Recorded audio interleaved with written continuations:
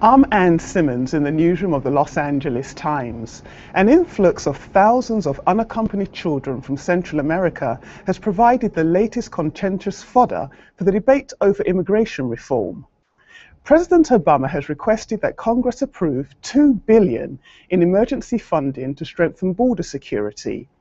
He also wants the authority to quickly deport children who are illegally crossing the southwest border into the United States. California is among the states where the children are being sent for processing and shelter. Joining me to discuss what many say is a growing humanitarian crisis and to assess what the United States should do to address illegal immigration are William Gheen, President of the Americans for Legal Immigration PAC, Apolonio Morales, Political Director of the Coalition for Humane Immigrant Rights of Los Angeles, and Raúl Hinojosa-Ojeda, Associate Professor at the Department of Chicano Studies at UCLA. Please join the conversation using the hashtag AskLATimes. A warm welcome to all of you, gentlemen.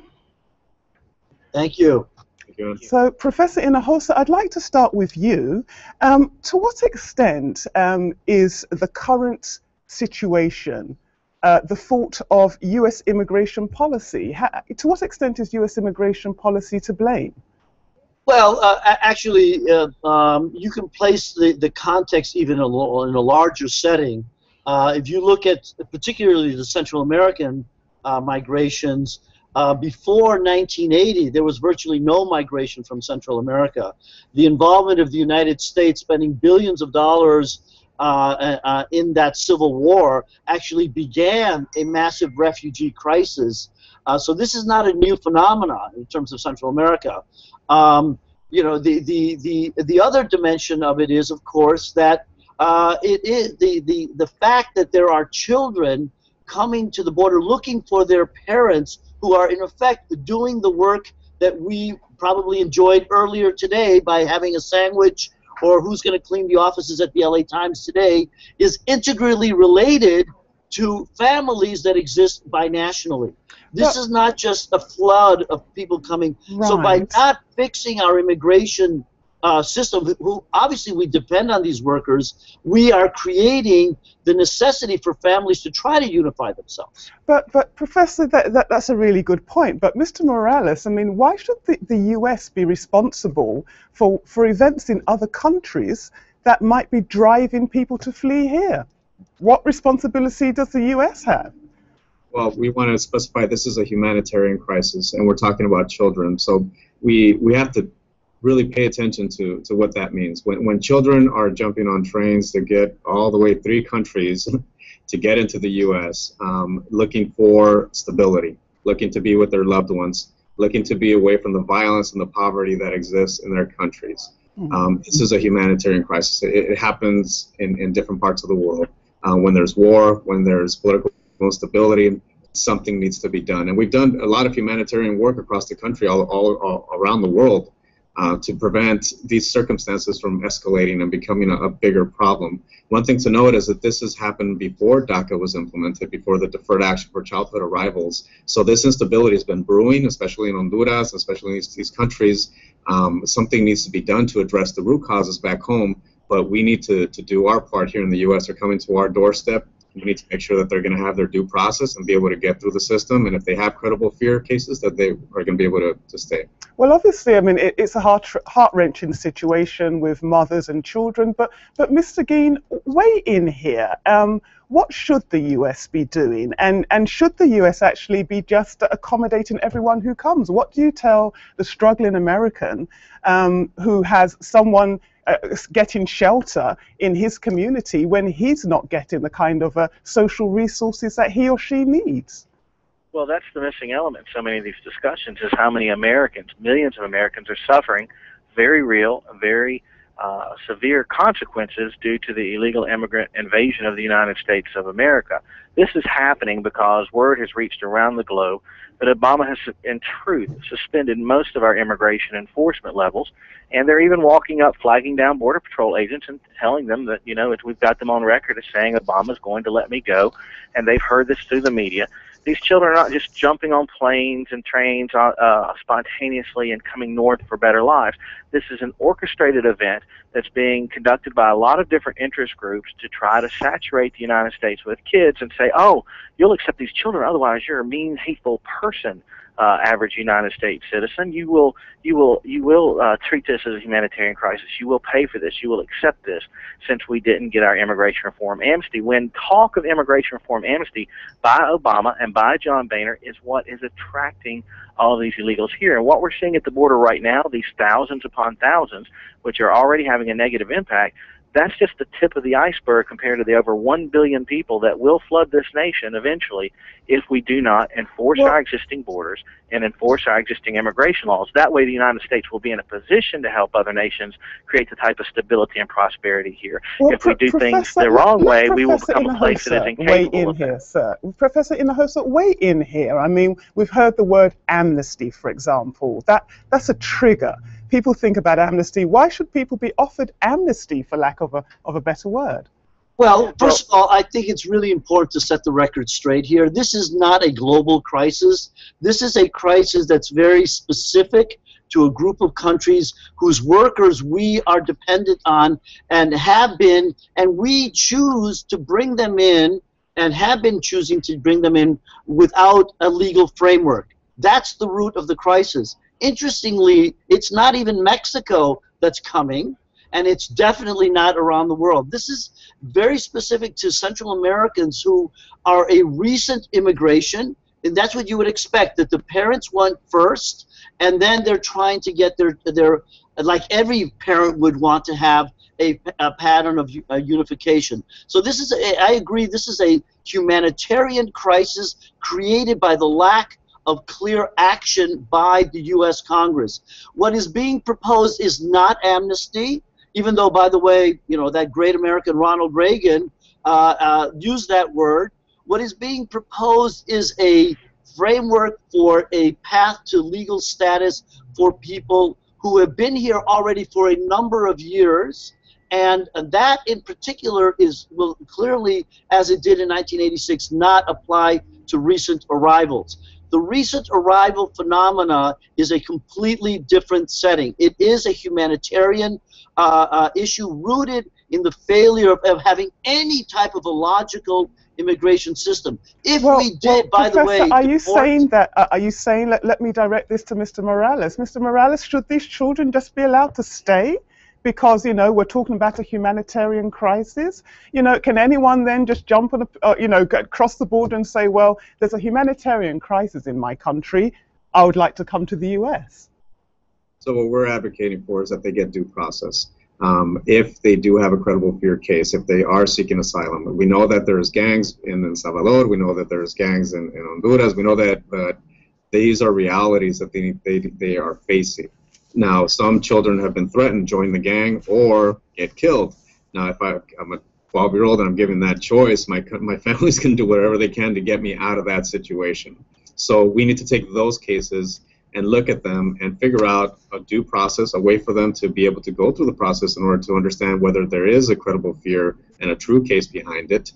We need to really try to address the root problems that are, creating this chaos in these countries for folks to come to here and to the U.S. Well, Mr. Gheen, let me get you back into the conversation, and I want to raise something quite important, because you made some quite inflammatory comments on a radio station yesterday, which I'd like you just to address, and then have our other guests also comment on them. I'm going to read them in their entirety, so that I do not, misquote you or take it out of context.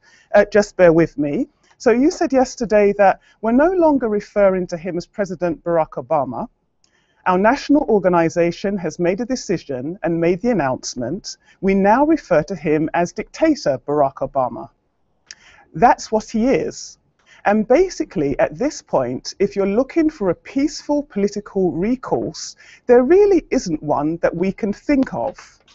And I'm really not sure what to tell people out there when I guess they need to make decisions soon to just accept whatever comes next, or some type of extra political activities that I can't say really talk I can't really talk about because they're illegal and violent. Now, just to go into that, are you kind of advocating violence to deal with the current crisis? No, ma'am. I have proven throughout my life that I'm dedicated to the peaceful political causes of America. I worked with over 46 different lawmakers on their campaigns, and peaceful, civil, rights type efforts is what I'm dedicated to. However, unfortunately, President Obama is forcing Americans into a situation through his executive decrees where he has nullified the Constitution, nullified existing federal law, and nullified the outcomes of our elections. Now, I am continuing to tell people to participate in elections, and we played a role in the defeat of Eric Cantor and several other things, and we're continuing to do that.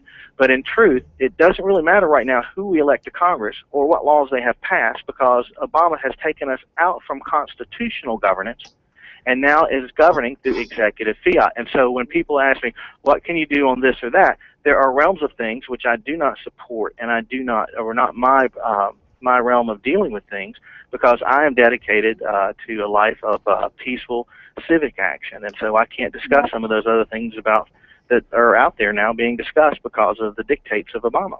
Well, President Hinojosa, weigh in on that, please. I mean, and also touch on what role the immigration debate is likely to play in upcoming elections. Well, I think that this gets to the heart of the issue that I think a lot of people that we should address. This notion that somehow there is an invasion which is negative to the public of the United States. And I think that I don't know, William, but I heard many comments that there is this feeling that the traditional demographic white America is being invaded by brown hordes, is the type of language that you hear.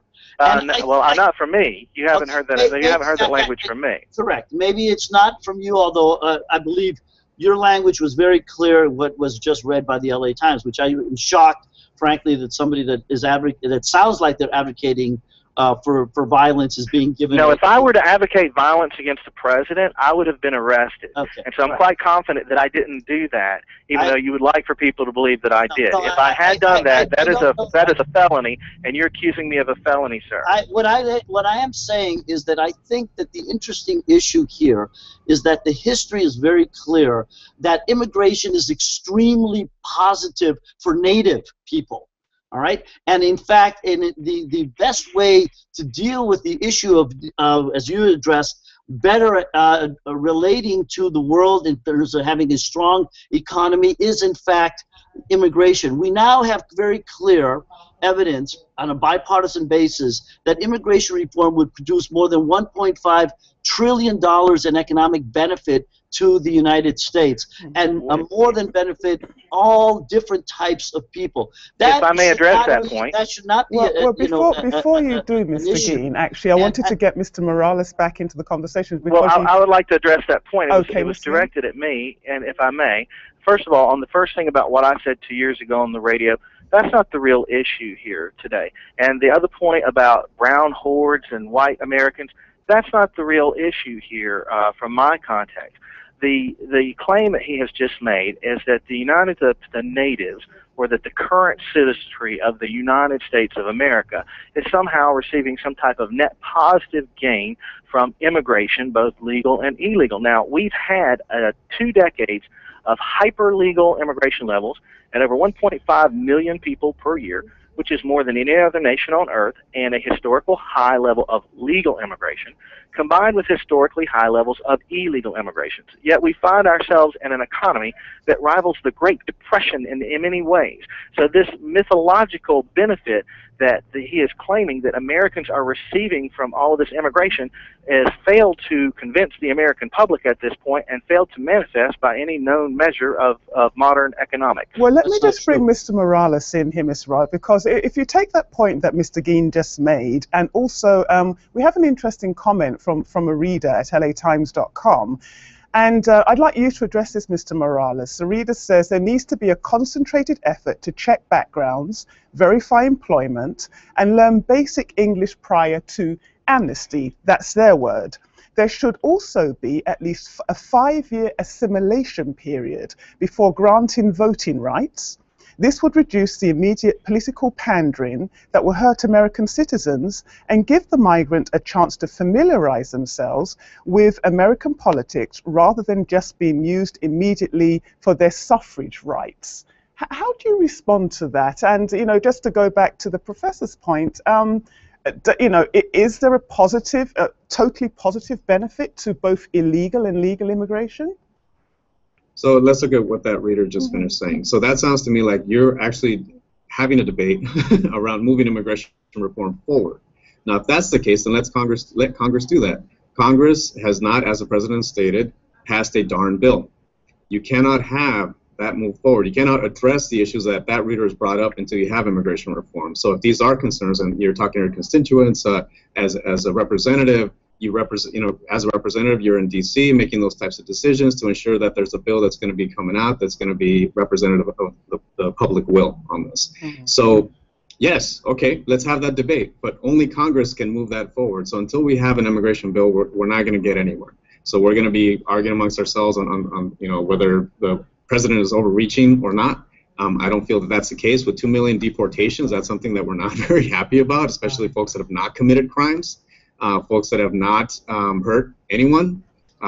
This is very troubling to us, but we're starting to see, look, if the Congress is not going to act, then the president has to act, and the president has indicated that, unless Congress comes up with a bill. Well, this has been a really, interesting and dynamic conversation. I'd like to just wrap up, gentlemen, by giving each of you literally 20 seconds, not even 20, 15 seconds each, please, just to address the fact that, is there a magic bullet to curbing illegal immigration? And what's kind of the first most critical step in order to have this immigration reform, in order to foster immigration reform? Very briefly, please, each of you, starting with the professor. The biggest drop-off ever in undocumented immigration occurred for the 15 years after 1986, when that great American Ronald Reagan and the Congress actually did get together and do a bipartisan piece of legislation. So immigration, undocumented immigration dropped without spending billions of dollars on the border, and that has created an incredible group of people that have now contributing trillions of dollars to the U.S. economy. That's what we should do. It worked with Ronald Reagan in the 1980s. That's what we should be doing today. Thank you. Mr. Gheen? The immigration reform amnesty of 1986 was a disaster, and the public knows it. 3 million illegal immigrants led to the 12 to 20 million that we have today. If we let Congress pass immigration reform amnesty again, using that same mathematic, 10, 20 years from now, we're looking at 40 million illegal immigrants in the country. The answer is clear. Enforce the existing Constitution, which protects all states from all forms of invasion. Adequately enforce the existing immigration laws across the board against illegal immigrants and their employers, and send the message throughout the world that the United States is actually going to enforce our laws, and that breaking in our country is not what you want to do.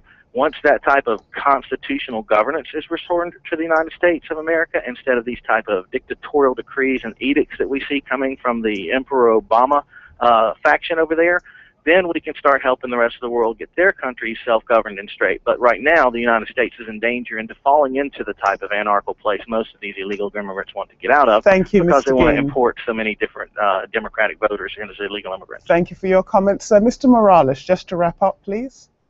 So, Speaker Boehner, Representative McCarthy, put immigration reform on the agenda.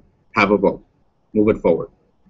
We're talking again on these issues that are very important to this country. We're talking about the lives of children. We're talking the lives of Americans in this country.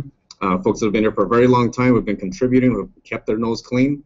We need to address this issue, and we have to address it through the Congress. We have to pass an immigration bill that the president can sign. But if nothing's going to happen, and it's been a year, and they still can't get it together, then the president has to act, because we can't continue on the same course that we've been going through for many, many years. We need to address this and address it once and for all. Well, gentlemen, thank you so much for your input. Again, William Gheen, President of the Americans for Legal Immigration PAC.